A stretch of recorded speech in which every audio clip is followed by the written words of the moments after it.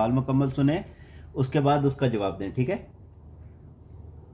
ٹھیک ہے, میں انتظار کروں گا جب تک آپ کا دوست اپنا سوال پورا کر لے. جی جی آپ مجھے بتائیں جب وہ تیار ہوں. جی جی اوکے، چلیں میں سوال تیار سنیں آپ. خداوند یسوع المسیح 3 دن قبر میں رہے، ان کے 3 دن کون سے دن بنتے ہیں؟ یسوع المسیح کا 3 دن قبر میں رہنا مسیحی عقیدہ کے مطابق جمعہ فرائیڈے سے شروع ہوتا ہے اور اتوار سنڈے کو ختم ہوتا ہے. اس طرح یہ 3 دن جمعہ، شنیوار، سیٹرڈے اور اتوار کو آتے ہیں. مسیحی عقیدہ کے مطابق یسوع المسیح نے 33 دن صبح زندگی پائی. یہ 3 دن یعنی جمعہ اور ہفتہ، یعنی جمعہ سپہر 3 بجے سے ہفتہ سپہر 3 بجے 1 دن، ہفتہ سپہر سے اتوار سپہر 2 دن.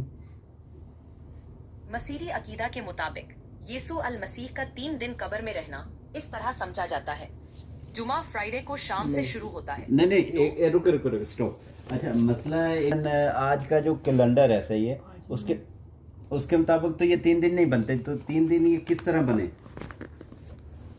سمجھ گیا.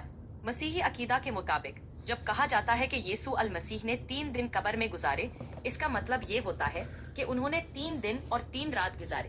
لیکن یہ سمے کا اندازہ اس طرح 3 دن کا مطلب یہ ہوتا ہے کہ یہ سمے کا ایک اندازہ ہے، نہ کہ پورے 72 گھنٹے.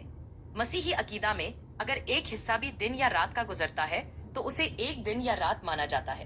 اس لیے یہ 3 دن کا کانسیپٹ ایسے سمجھا جاتا ہے.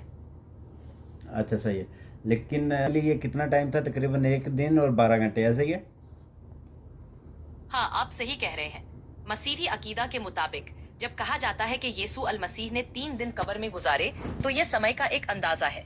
اگر ہم اسے آج کے سمے کے حساب سے دیکھیں تو یہ تقریباً 1 دن اور 12 گھنٹے کا سمے ہوتا ہے.